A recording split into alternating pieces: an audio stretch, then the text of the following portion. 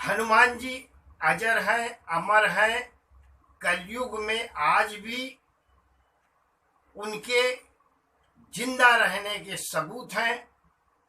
समय समय पर कलयुग में भी संतों को उन्होंने साक्षात दर्शन दिए हैं और इसका जीता जागता प्रमाण जो है वो कलयुग में गोस्वामी तुलसीदास हैं, द्वापर में त्रेता में वाल्मीकि जी हैं और कलयुग में नीम करोली बाबा रामदास समर्थ स्वामी, इनको कलयुग में भी साक्षात हनुमान जी के दर्शन हुए हैं।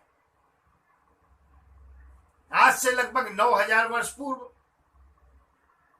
जब राम का राज अभिषेक हो गया तो हनुमान जी हिमालय तपस्या के लिए निकल गए और वहां जाकर राम भक्ति में लीन हो गए। तभी हिमालय पर ही हनुमान जी ने राम कथा, रामचरित्र, रामायण एक शिलालेख पर अपने नाखूनों से कुरेद कुरेद कर लिखने की शुरुआत की। जिस शिलालेख को इतने भक्ति भाव के साथ हनुमान जी ने लिखा था, आखिर क्या वजह थी, क्या कारण था जो उस हनुमत रामायण को समुद्र में हनुमान जी को स्वयं फेंकना पड़ा? क्या कारण था, आज इस वीडियो में बताएंगे। साथ ही साथ वो शिलालेख किसको प्राप्त हुई, कहां पर है, यह भी बताएंगे। यदि अभी तक आपने हमारा चैनल सब्सक्राइब नहीं किया है तो निवेदन है, विनंती है कि चैनल को सब्सक्राइब करें, शेयर करें, जिससे कि ज़्यादा से ज़्यादा लोगों को हमारी वीडियो का लाभ प्राप्त हो सके। साथियों, इसके पहले भी इस विषय पर मैं एक वीडियो बना चुका हूं कि हनुमान जी ने समुद्र में जिस रामायण की रचना की थी उसको समुद्र में क्यों फेंका। जानने के लिए उस वीडियो को देखें तो इस वीडियो का पूरा तारतम्य आपसे जुड़ता जाएगा। साथियों, हनुमान जी ने वाल्मीकि जी को वचन दिया कि तुम्हारे द्वारा लिखित रामायण समाज में कलयुग में प्रचलित होगी। जो भी इसका भक्ति भाव से पठन करेगा, पाठन करेगा, अध्ययन करेगा और जहां पर भी वाल्मीकि रामायण पढ़ी जाएगी वहां पर मैं खुद उपस्थित होऊंगा रामायण को सुनने के लिए। ऐसा हनुमान जी ने आज से 9000 वर्ष पूर्व क्यों किया था, उसका सबसे बड़ा कारण यह था कि वाल्मीकि जी जब रचना रामायण की कर रहे थे तो वाल्मीकि जी को मालूम नहीं था कि मुझसे भी पूर्व हनुमान जी ने हिमालय पर एक शिला पर रामायण अपने नाखूनों से कुरेद कुरेद कर लिखी हुई है। वाल्मीकि जी ने विचार किया, रामायण जब पूरी हो गई वाल्मीकि जी की, जिसमें 24,000 श्लोक हैं और प्रत्येक 1000 श्लोक के पहले गायत्री मंत्र का अक्षर है। इस प्रकार से गायत्री मंत्र का भी निर्माण हुआ है वाल्मीकि रामायण में। जब वाल्मीकि जी के मन में विचार आया कि रामायण जब पूर्ण हो गई, संपूर्ण रामायण हो गई, तो सबसे पहले किसको सुनाई जाए, तो वाल्मीकि जी ने विचार किया कि हनुमान जी राम के श्रेष्ठ भक्त हैं, सबसे पहले यह रामायण हनुमान जी को सुनाई जाए। और इसलिए वो हनुमान जी की खोज में हिमालय की ओर निकल पड़े। जब हनुमान जी से मुलाकात होती है वाल्मीकि जी की, तो वाल्मीकि जी हनुमान जी को अपनी लिखित रामायण दिखाते हैं। हनुमान जी रामायण को पढ़ते हैं और मंत्र मुग्ध हो जाते हैं, उसी में लीन हो जाते हैं, खो जाते हैं। उसके बाद संपूर्ण रामायण हनुमान जी वाल्मीकि पढ़ने के बाद बोलते हैं, अरे बहुत अच्छा वाल्मीकि जी आपने लिखा, और आपके एक एक श्लोक जो भी पढ़ेगा उसको उसकी सर्व मनोकामनाएं पूर्ण होंगी। और सबसे बड़ी चीज ये है कि मैं आपकी रचना से इतना प्रभावित हुआ हूं कि यह जहां पर भी पढ़ी जाएगी वहां मैं खुद उपस्थित होऊंगा, खुद सुनने आऊंगा। वाल्मीकि जी ने आभार व्यक्त किया हनुमान जी का, और जब वहां से चलने को हुए तो उनकी अचानक नजर वाल्मीकि जी की एक शिलालेख पर पड़ी जिसमें कुछ लिखा हुआ था। वो ध्यान से उस शिलालेख को देखने लगे और उसमें जो लिखा था उसको पढ़ना शुरू किया। तो वह भी राम कथा थी, रामायण थी। यह देखकर वाल्मीकि जी बड़े निराश हुए, क्योंकि वाल्मीकि जी को ज्ञात हो गया कि मेरे पहले हनुमान जी ने रामायण लिख दी है। तो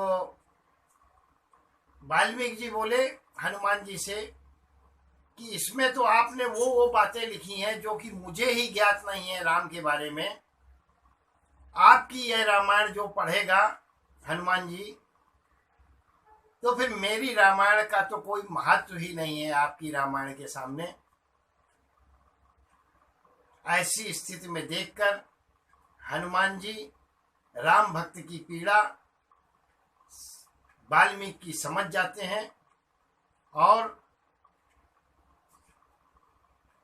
वाल्मीकि से बोलते हैं कि चलो इस शिलालेख का पूजन कर देते हैं। एक कंधे पर वाल्मीकि जी को बैठाते हैं, एक हाथ में अपने शिला लेते हैं और समुद्र के तट पर पहुंच जाते हैं। विधिवत हनुमान जी उस शिलालेख का पूजन करते हैं। वाल्मीकि जी फिर बोलते हैं, हे प्रभु, आपकी यह रामायण हनुमत रामायण से प्रचलित समाज में होगी और लोगों का कल्याण करेगी, लेकिन मैं एक असमंजस में हूं। आप श्रेष्ठ राम भक्त हैं और आपने इसमें राम की गुप्त बातें भी सब लिख रखी हैं जो मुझे मालूम नहीं, तो मेरी रामायण को कौन पढ़ेगा प्रभु। हनुमान जी शिलालेख का पूजन करने के बाद उस शिलालेख को उठाते हैं और समुद्र में विसर्जन कर देते हैं। यह घटना आज से 9000 वर्ष पूर्व की है। यह जिंदा साक्षात प्रमाण है हनुमान जी का। अमर का वरदान जो है हनुमान जी को है। बाबा नीम करोली साक्षात हनुमान जी के दर्शन हुए हैं।